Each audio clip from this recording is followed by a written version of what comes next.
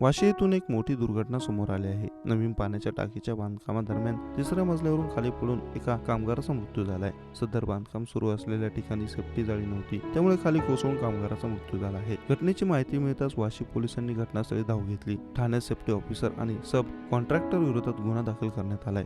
मात्र या प्रकरणातून मनपा अधिकारी आणि मुख्य कंत्राटदाराला जाणीवपूर्वक वाचवण्यात येत असल्याचा आरोप करण्यात येतोय.